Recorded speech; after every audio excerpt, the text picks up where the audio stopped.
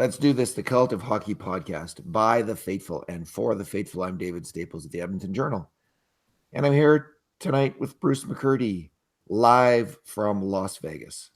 Oh, imagine. How you doing? How's Las Vegas, man? Oh, it's been fun. Beautiful weather down here, 23 degrees today. Sky is like totally blue. The moon is like almost overhead in the sky, like way higher than you'd ever see in Edmonton.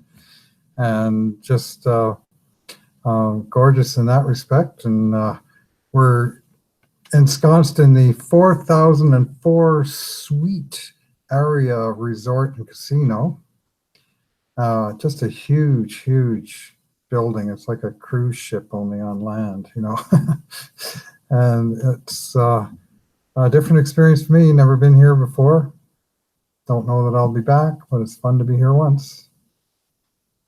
So, what was the arena like? What was the fan experience like, Bruce? We're going to do the two good things, two bad things, two numbers podcast, and your good thing is being. That's going to be my good. That's going to be my good thing. Terrible. That was just a terrible, ghastly, no good, horrible, head smashing, boring, terrible, rotten, gross game from an Oilers fan perspective.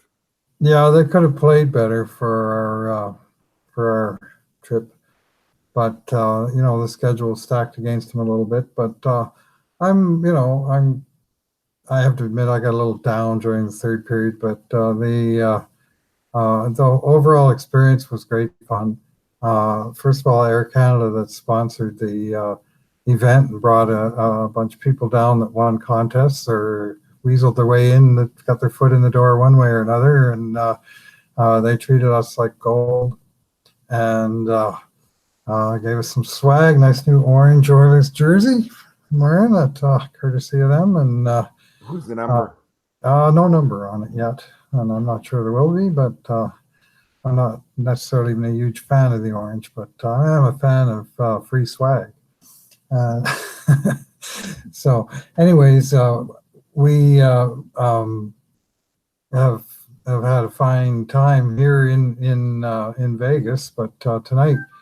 Just going to the game, we went down a few hours early, and we had a pregame get together with down at ice level at the players' bench. Ken Hitchcock came out and chatted with us for a few minutes, and so that was kind of cool. Then we just kind of chilled outside the arena. They didn't actually reopen the doors until a couple hours later, so we just sat outside. And they have a tailgate party out there, and there was like probably 2,000 people milling about, lining up to get in, or just, they had DJs, they had cheerleaders dancing, they had 4 or 5 these drive-up kind of, Fat Frank's sort of concession stands just set up on the spot.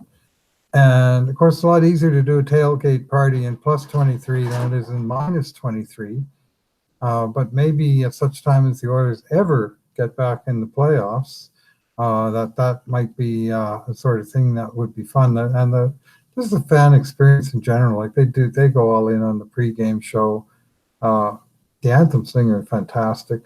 That's another story. But it was really a pleasure just to be in the barn, and fans are very exuberant. I would say that the building was easily 2 or 3 times as loud as Edmonton, and maybe 50 times as loud as Edmonton would have been if this game had been in Edmonton tonight. The place would have been as quiet as church mice.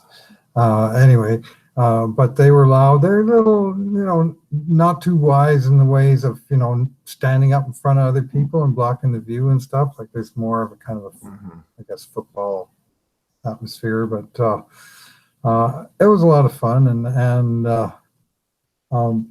they have a good time. There's no question about that, and very sort of interactive with the visiting fans. Like we didn't get any grief really. We had just a nice back and forth with people, and so all that was all that I'll file under my good thing and this experience. After all my probably 750 NHL games that I've seen in Canada, this was my first one in the United States, and deep in the heart of enemy territory. And unfortunately, the result turned out as always when it comes to the Oilers these days.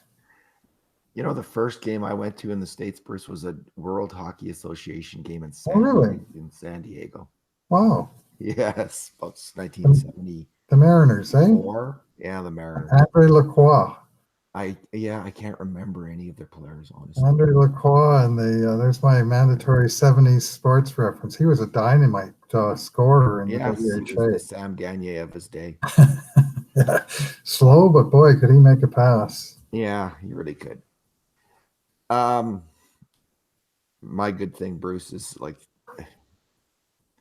the game's over. I'm glad it's over. Yeah. I can't wait for this season to be over now. The Oilers are done, officially out of it, I think. And my bad thing is going to be we've remarked on this before, Bruce, the issues with Mikko Koskinen's glove hand.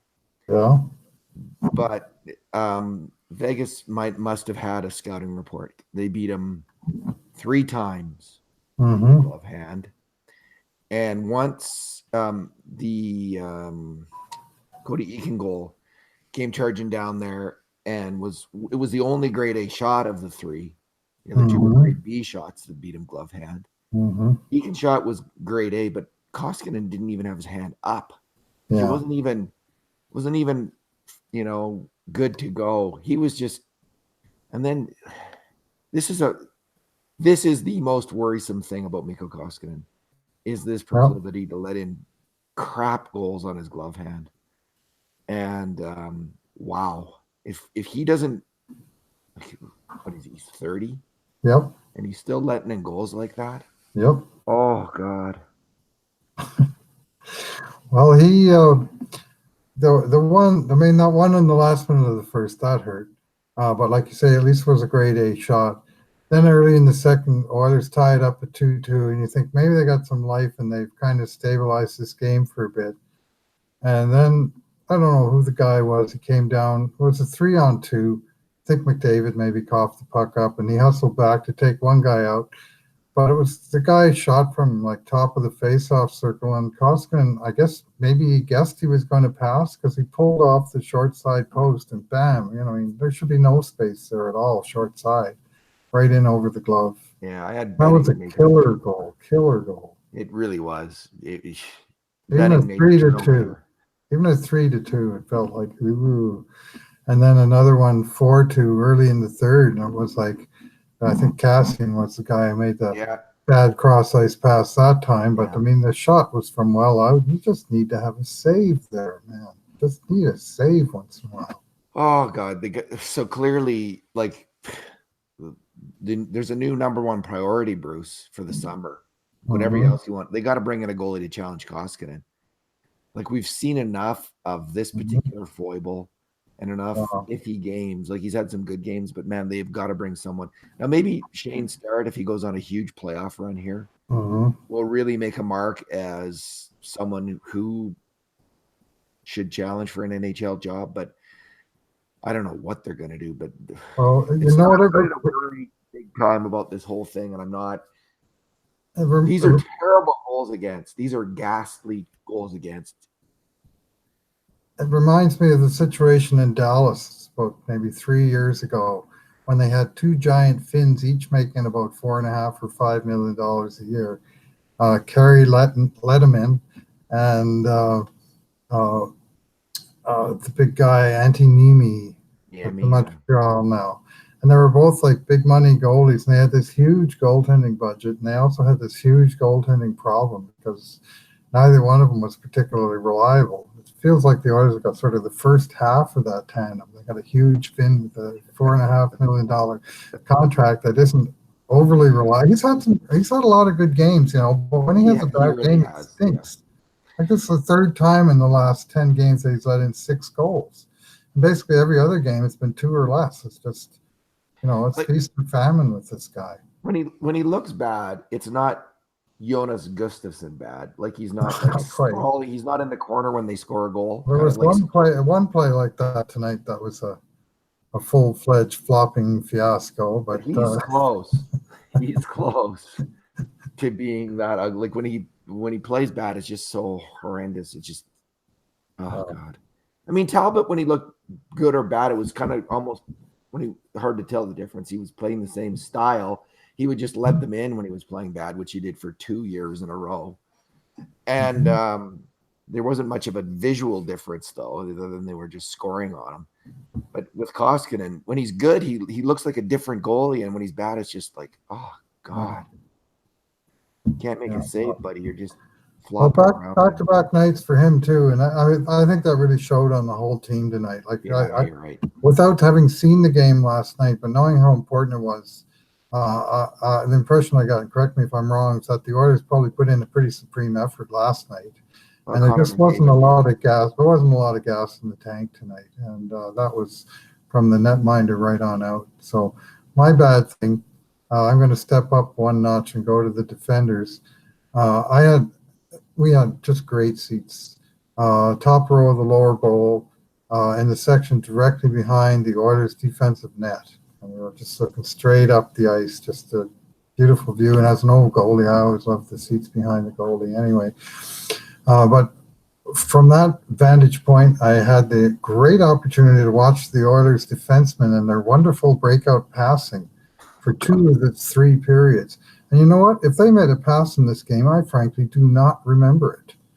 It was like D to D, maybe, make a pass. Any kind of forward pass over the Oilers' blue line from back end was just a prayer. It was just sort of in the general area in somebody's skates.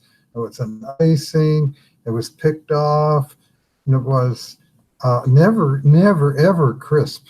Like there was nothing, there was no flow to the game, and a big part of the missing flow. And I'm not going to leave the forwards without blame, because there were some pretty sloppy plays by the forwards as well. But the defense, there was just nothing. There was zero in the way of let's get the puck moving north with purpose.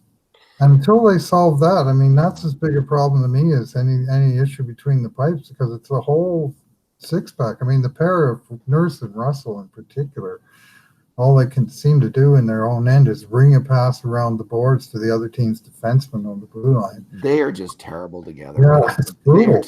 And they have been for some time, and we've been talking about this for a while. Yeah. They cannot be a partnership. They do not work at all. And well, who's going to pass the puck? I mean, neither one of them. I mean, Nurse sometimes, and Nurse had nothing tonight. Like he had a really good game in the previous game. Yeah, that may well be so, but tonight he wasn't involved in the play. I don't know if he had a shot or shot attempt or anything. He was just defending, and his offensive game had nothing going on, and they were stuck in their own end for seemed like a lot. I haven't actually looked at all the stats yet, but I saw what I saw, and the eye test was a fail for the boys tonight. Yeah, let me just check with Nurse and Russell. Nurse had,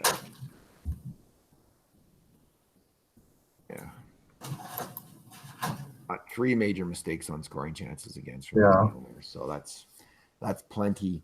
Yeah, like they got to figure out a way to move Russell this summer, Bruce, and it's not going to be that easy. They got to figure out a way to do it. And there's all this talk about the Oilers. Well, I was hearing Brian Burke the other night. They got to bring in like a scoring winger or top D man to run the power play, a scoring winger. Like these things are not going to happen. I don't think the Oilers don't have the cap space or necessarily the assets. But this team is going to improve when these players on the farm team step up and step into roles and Ethan Bear is getting healthy and is playing better. Caleb Jones is down there. William Laugeson's down there. Evan Bouchard's coming in. Like that's what it's going to take is these guys to, maybe they get 2 of them next year, but they've got to move out at least. They got to move out at least 1 of the 6 defensemen. Yeah, maybe two of them. Maybe Benning and although Benning's been getting shots on net at least, maybe Benning and Russell, and at least Sekera can make a pass. He's starting to struggle a little bit. Not tonight, he didn't. Yeah, I didn't see anybody making a pass tonight, honestly. Yeah, Clefbaum and Sekera have been struggling. They just need way better fluency in terms of passing that puck, way better skill, and they need to upgrade their skill level. So, we know both Jones and Bear can make a pass. We know Evan Bouchard can make a pass. And so I don't actually see the Oilers being able to, maybe a different kind of management structure will stop giving away the Gustafsons and the Osterleys and the Petries and the Schultzes and, guys who could make a pass. And but they can start with Caleb Jones, holding on to Caleb Jones and giving him a shot next year and moving out some of this dead wood. So, and I'm not saying Chris Russell can't play in the NHL. He can. He's a decent NHL player. No, you just need more balance in the unit, in the group. Can't partner him with Darnell Nurse. Yeah. Like, you can't partner two players like that who struggle to move the puck together. It's just brutal. It's like Smeed and Staios all over again. Remember that? Passing the puck. They'd start at the center red line and they'd slowly pass their way back until they were behind the net. And then ring it around the boards. And cough it up the middle of the ice. What's your number? Oh, my number is 7. And that's the number of points the Oilers are out of the 8th and last playoff spot with other teams in between. 10 games to go. On the weekend, they had a chance, like they were 8 back. If they won outright last night, it was 6. If they won their game in hand tonight, it was 4. They did win last night, but in overtime, so they only gained 1 point. And then they didn't do anything with the game in hand tonight. So really, they gained 1 point on Phoenix by playing one extra game than Arizona, and they're no further ahead. And there's 10 games left, and it's just 7 points is a mountain. I don't think there's any way at this point. And I've been trying to be optimistic that, you go on a run, but where's the run? I lost optimism when, honestly, I just, I've been the minority, unpopular position that I've had is you're not going to win. You're not going to go on a significant run at the end of the year with the forward group that they have. They need to score more. They need more talent. Now they decided, maybe they're right, to keep Marody and Benson down there. I would have brought them up in a second and tried to win some games with a bit more skill. And Joe G looked pretty good tonight. I liked him in this limited time. Good work on the forecheck and a real gutsy shot block. Yeah. I was sitting right behind that. And he really sold out on that one and paid the price. Why Reader's playing? I mean, the last 2 games we've had me and Lucic on the top line with Connor McDavid. These things are just it just makes my head hurt, and it's made me lose faith in Hitchcock as a coach. Like, just no way should he come back. This heavy hockey obsession, which is continuing with Cassian and Lucic with Connor McDavid. Are you kidding me? Like, that's just a painful. When I read that tweet from Bob Stauffer, I just felt like smashing my head. That reminds me of the 17-year-old Wayne Gretzky getting put on a line with Ace Bailey and Dave Semenko. There at least was a purpose to that. Nobody was going to mess with Gretzky, and that was Sather's whole point. But this deal just doesn't really make a whole lot of sense. You need some skill on one of the wings. At least one of the wings got to have a bit of high-end skill, and yeah, those guys can plumb the puck into the net very occasionally, but high-end skill is not the word you'd use to describe either of those fellas. My wife's just home from work. She's working late tonight. We're doing the podcast. Hey, Lily, good to see you. So Bruce, my number is 5. That's the number of grade A scoring chances the Oilers had this game. Cannot win. Come on, it's just not going to happen. Well, 19 were they trying? I know there was a lot of resistance. Like, there was a ton of resistance to this idea of bringing up Benson and Marody. None of it made sense to me, honestly. Like, seriously, didn't make any sense. It's like, well, they need to go on this playoff run. Well, they could go on. You can call them up, see how they do, and still go on the playoff run. It's like, well, you don't want to repeat the past mistakes. Hey, these guys aren't 18 and 19. They're not even 20. Benson turned 21. He's had a full year in the AHL. Marody's had a full year. They're kicking it down there. They're putting up points. There was no reason, I don't think. And if Gretzky was in on this, that's a big strike against him as far as I'm concerned. It was a terrible decision not to give that a try when you have Toby Reader playing still, Bruce. Still playing. So I'm I don't think it was a good call at all. And I know like the majority of fans, they go, well, you can't tamper with Bakersfield. The point of pro hockey isn't for Bakersfield to win. It's for the Oilers to win. It's for Bakersfield to develop players who are good enough to play on the Oilers.